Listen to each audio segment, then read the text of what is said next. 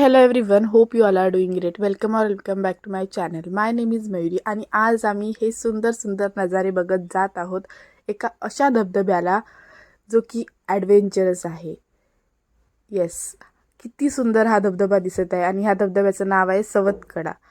तर जितका हा सुंदर दिसत आहे आणि आपल्या सगळ्यांनाच माहिती आहे की हा किती फेमस आहे आणि सगळ्यांनाच इथे जावंसं वाटतं, पण ह्यामागे एक वेगळीच कथा आहे.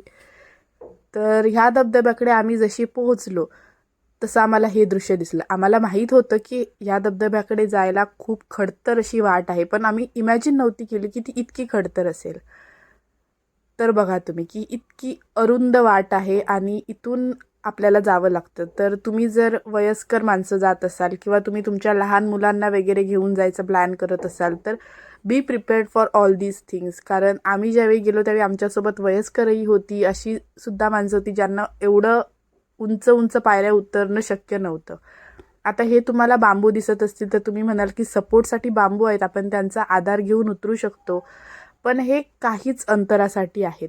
पुढे गेल्यावरती आपल्याला तिथल्याच दगडांचा, झाडांचा, पाळामुळांचा आधार घेत उतरावं लागतं आणि आम्हीही तसेच उतरलो होतो. जर आपल्याला नॉर्मल पायऱ्या उतरणं म्हणजे नॉर्मल पाय टाकून उतरायला जमत असेल तर आपल्याला असं हाताला पकडून पकडून उतरावं लागतं. आम्ही तशीच सपोर्ट घेऊन उतरलो होतो.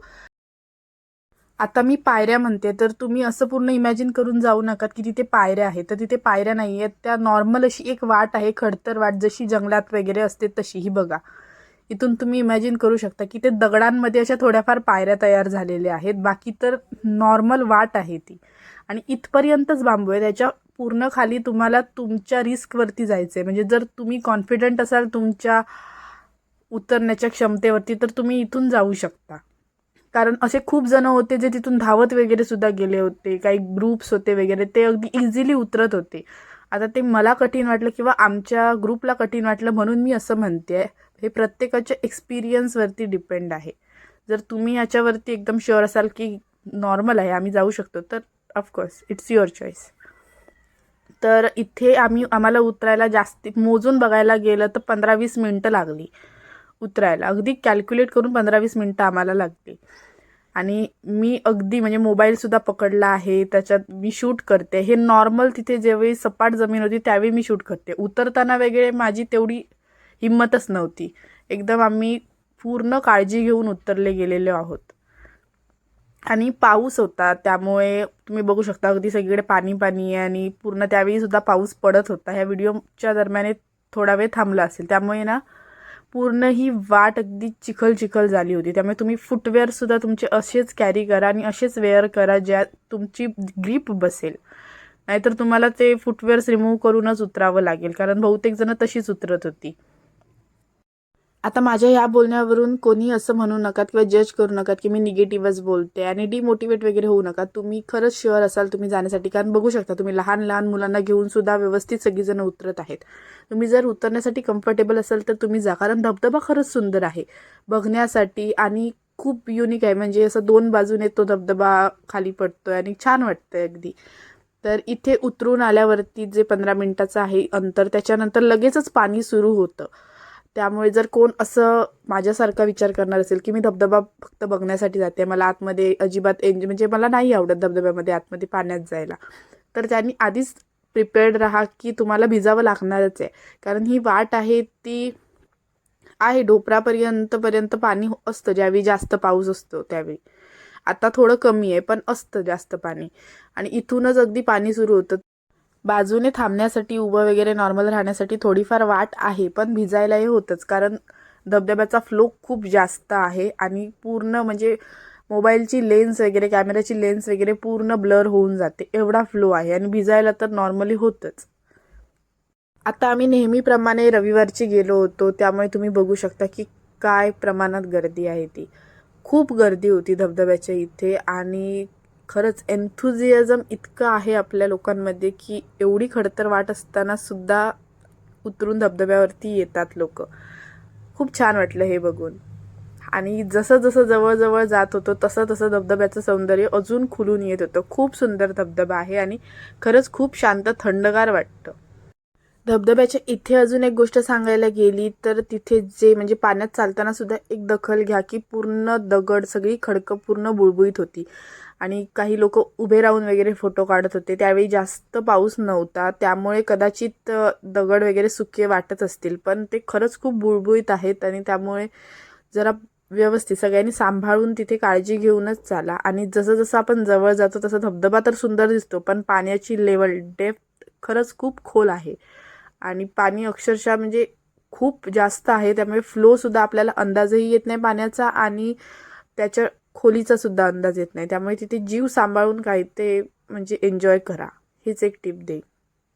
ह्या धबधब्याच्या इथे अजून एक गोष्ट मी सांगेन की इथे कायमच गर्दी असते, कारण हा धबधबा आजकाल खूप ट्रेंडिंगला आहे, खूप फेमस आहे. त्यामुळे संडेज असं नाही, पण आजकाल खूप गर्दी असते ह्या धबधब्याच्या इथे. आणि जरी इथली वाट वगैरे ॲडव्हेंचरस असला तरी सुद्धा खूप गर्दी असते.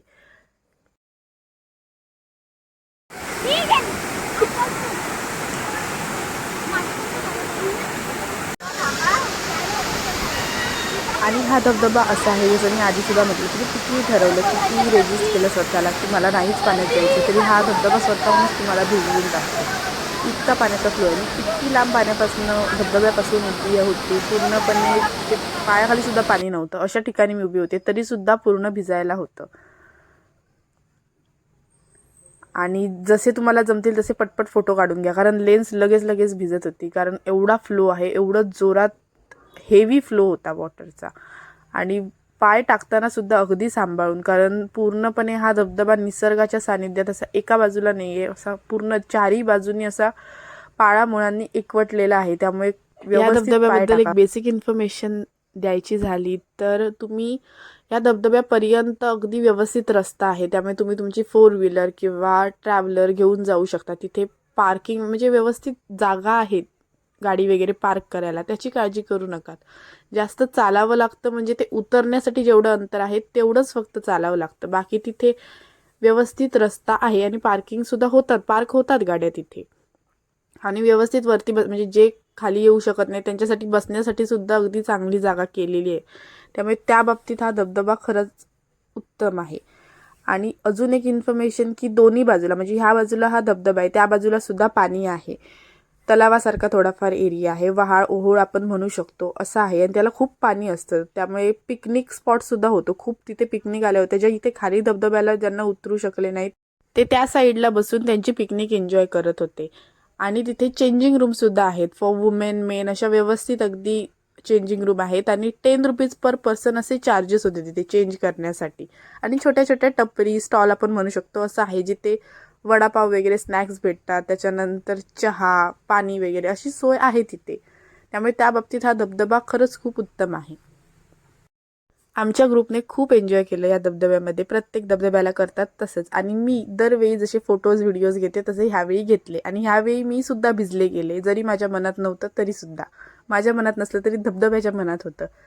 त्यामुळे हा एक्सपिरियन्स खरंच खूप अमेझिंग होता, ॲडव्हेंचरस होता आणि छान वाटलं. म्हणजे उतरूनसुद्धा आपली एक एक्झरसाईज करावी हे एक ध्यानात आलं की आपण रोज एक्झरसाईज केली पाहिजे, म्हणजे आपल्याला असे धबधबे अचानकपणे उतरल्यावर त्रास होणार नाही.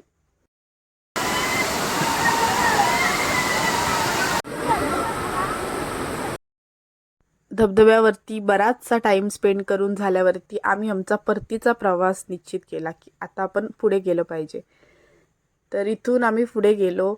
त्याच्यानंतर किती मन वाटलं तरी पण जावंसं वाटत नव्हतं. आता आम्ही वरती आल्यानंतर इथे धबधब्याची सुरुवात आहे, म्हणजे इथून धबधबा पडतो. वरती आल्यावरती तुम्ही उजव्या साईडला येऊन बघितलात तर तिथे आपल्याला समजतं की इथून हे पाणी सुरू होतं. तर किती उंच आहे हे बघा तुम्ही, हा धबधबा. इथे पूर्ण समोर जायला सुद्धा वाट आहे, पण आता ती बंद केलेली आहे कारण हे रिस्की आहे ऑफकोर्स. तुम्हाला हा व्हिडिओ कसा वाटला हे कमेंट करून नक्की सांगा. Thank you for watching.